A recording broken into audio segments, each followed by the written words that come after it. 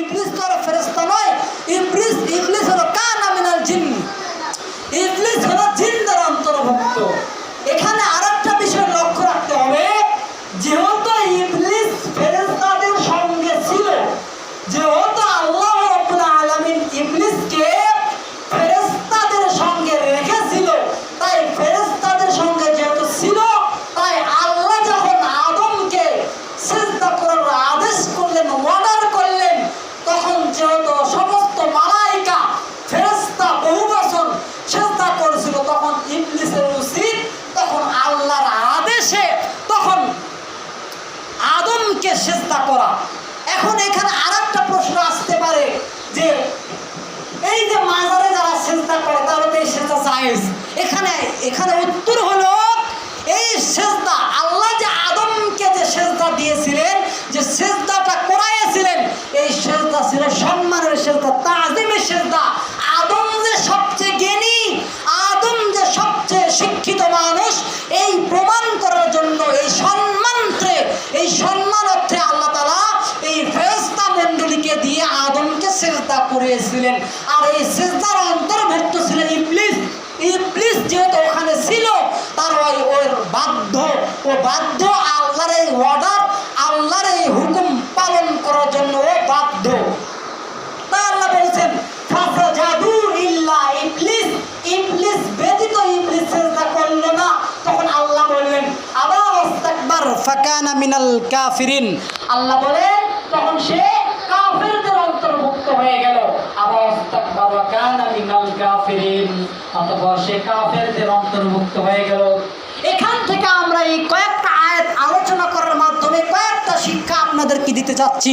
সম্মানিত মসজিদের মুসল্লিনে কেরাম, আল্লাহ রাব্বুল আলামিন যেহেতু আদমকে সৃষ্টি করেছেন খলিফা বানানোর জন্য এবং তার ইবাদত করার জন্য, আল্লাহ যেহেতু একটা আয়াতে বলেছেন ওয়া মা খালাকাতুল জিন্না ওয়াল ইনসা ইল্লা লিয়াবুদুন, আল্লাহ বলেছেন যে আমি জিন এবং মানুষকে সৃষ্টি করেছি আমার ইবাদত করার জন্য, ইল্লা লিয়াবুদুন, আমার ইবাদত করার জন্য।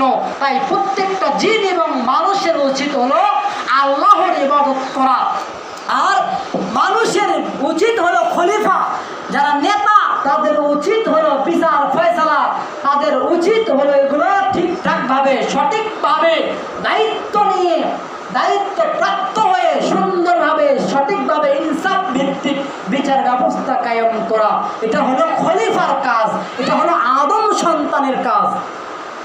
এখানে আরো কয়েকটি কথা, মুসলমান ভাইরা আমার, আল্লাহ যেহেতু আদমকে সৃষ্টি করেছেন আর ফেরেশতা মণ্ডলীকে দিয়ে সিজদা করাইছেন, এখানে যারা আমরা আল্লাহকে সিজদা করতে চাই না, যারা আমরা আল্লাহর হুকুম পালন করতে চাই না, যারা আমরা হাজার হাজার জীব জন্তু, হাজার হাজার পশু প্রাণী, যত জিন এবং যত পশু প্রাণী আছে, আল্লাহ যত সৃষ্টি আছে, ফেরেশতা সব যত সৃষ্টি আছে, সমস্ত সৃষ্টির মধ্যে আমরা মানুষ হলাম আশরাফুল মাখলুকাত। এখানে এই কথা আমি বলতে চাই, তাফসীর ইবনে কাসির থেকে এই শিক্ষা আপনাদেরকে দিতে চাই। এখানে শয়তান শুধুমাত্র আদমকে সিজদা করেনি, তাও কি সম্মানের সিজদা। আল্লাহ যদি বলতো, শয়তানকে বলতো তুমি আমাকে সিজদা করো, শয়তান কি সিজদা করতো না? অবশ্যই সিজদা করতো। এখানে আল্লাহ বলছে আদমকে সিজদা করো। দেখেন, শয়তান কিন্তু ফেরেশতা নয়, শয়তান হলো জিনদের অন্তর্ভুক্ত। ওখানে শয়তান ছিল, শয়তান ওখানে ছিল, উপস্থিত ছিল, এজন্য সে শামিল হয়ে গেছে।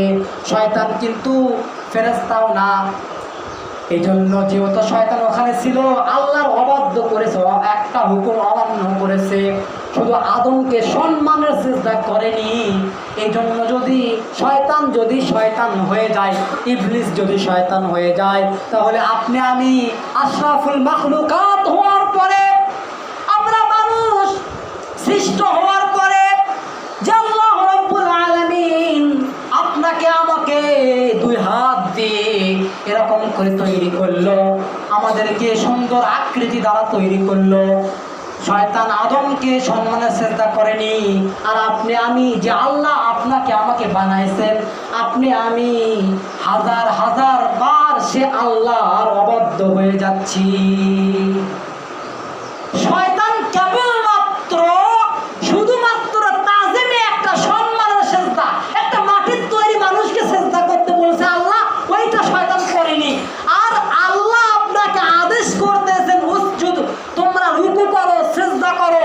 আল্লাহ আপনাকে বারবার সালাতের কথা বলতেছেন, আপনি আমি হাজার হাজার হাজার বার আল্লাহর কথা অমান্য করতেছি।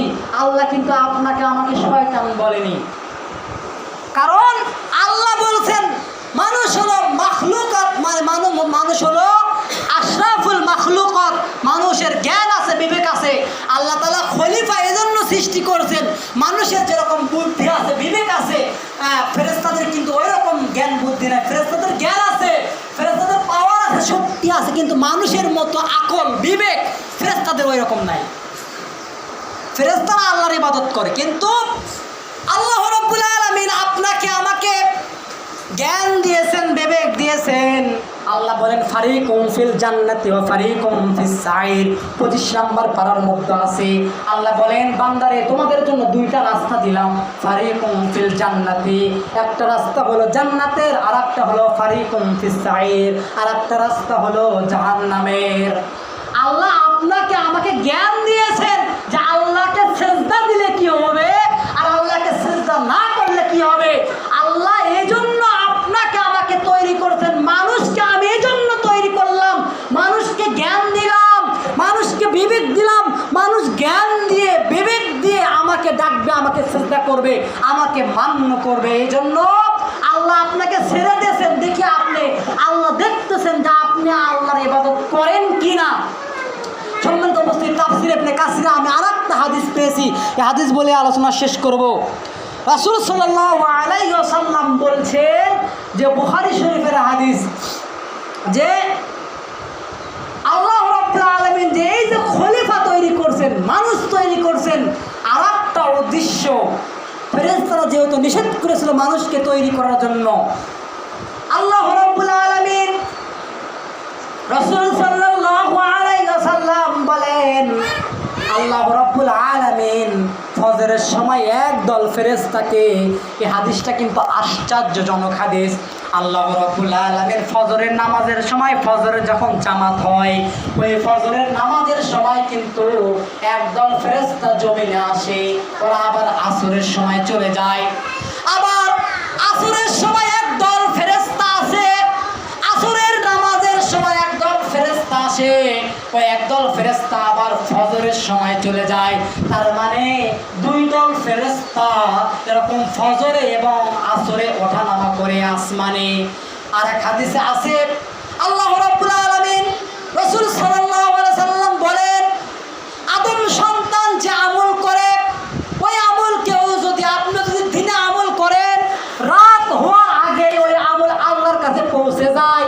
এবং কেউ যদি রাতে আমল করে আর ওই আমল দিন হওয়ার আগে আল্লাহর কাছে পৌঁছে যায়।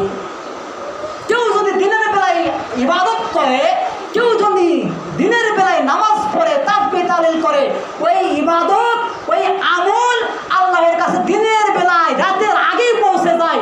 এবং কেউ যদি রাতের বেলায় আল্লাহর ইবাদত করে, ওই ইবাদত দিন হওয়ার আগে আল্লাহর কাছে পৌঁছে যায়। মানে কি, ওই যে ফজরের সময় একদল ফেরেশতা আসে এবং আসরের সময় একদল ফেরেশতা আসে, তার মানে রাতে একদল ফেরেশতা আসে এবং দিনে একদল ফেরেশতা আসে। সম্মানিত মসজিদের মুসল্লিনে কেরাম, এই হাদিসের অংশ হলো আল্লাহ রাব্বুল আলামিন ফেরেশতাদেরকে, দুই দল ফেরেশতাদেরকে ডাক দিয়ে বলেন, ফেরেশতারা তোমরা আমার বান্দাদেরকে কিসে রেখে আসলে?